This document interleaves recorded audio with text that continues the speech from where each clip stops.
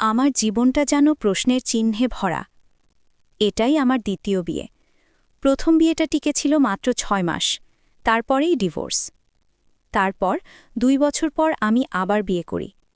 এবারকার স্বামী ছিলেন অবিবাহিত, শিক্ষিত, সমাজে সম্মানিত একজন মানুষ।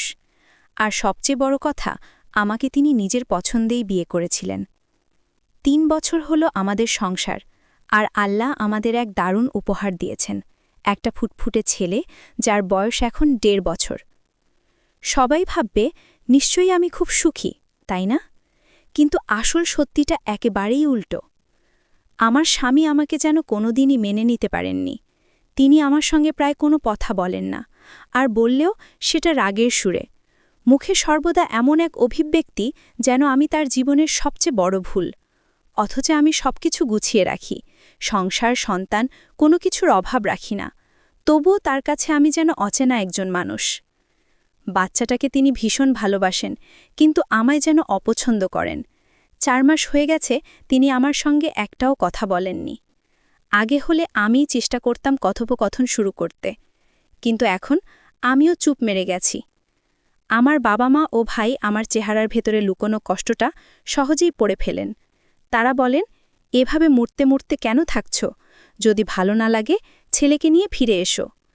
কিন্তু আমি তো সংসার ছেড়ে আসতে চাই না, কারণ আমি জানি আমি চলে গেলেও আমার স্বামীর কিছুই যাবে আসবে না। মনে হয় হয়তো তার ভেতরে একটা আফসোস আছে। তার বন্ধুরা অবিবাহিত মেয়েকে বিয়ে করছে, তাই হয়তো মনে মনে তিনি ভাবেন আমিও যদি পারতাম। আমি তাকে সোজাসুজি বলেছি, তুমি যদি চাও আরেকটা বিয়ে করো, আমি অনুমতি দেব। কিন্তু তার জবাব কি? তুমি আগে চলে যাও, তারপর আমি করব।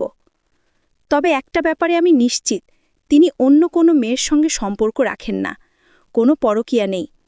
কিন্তু আমার প্রতি তার এই অবহেলা, এই শীতলতা আমাকে মানসিকভাবে ভেঙে দিচ্ছে প্রতিদিন। আমি দেখতে সুন্দরী, ফর্সা, আমার ছেলেও আমার মতো, অথচ আমার স্বামী শ্যামলা। এটা শুধু বোঝানোর জন্য বললাম, অহংকার নয়। কিন্তু আমার সৌন্দর্য, আমার যত্ন, আমার পরিশ্রম কিছুই তার চোখে মূল্য পায় না। এখন আমি আপনাদের কাছে জানতে চাই, আমার মতো একজন স্ত্রী আর মা কি করবে? আমি কি এই অবহেলা সহ্য করে সংসার টেনে নিয়ে যাব, নাকি ছেলেকে নিয়ে নতুন করে নিজের জীবন শুরু করব? দিক ছোট বোন মনে করে সত্যিকারের পরামর্শ দিন। নাম প্রকাশে অনিচ্ছুক এক আপু। ফলো করুন ডায়েরি অফ হৃদি। আপনার জীবনের সুখ দুঃখ, দুঃখ কষ্টের গল্প শেয়ার করতে চাইলে ইনবক্স করুন।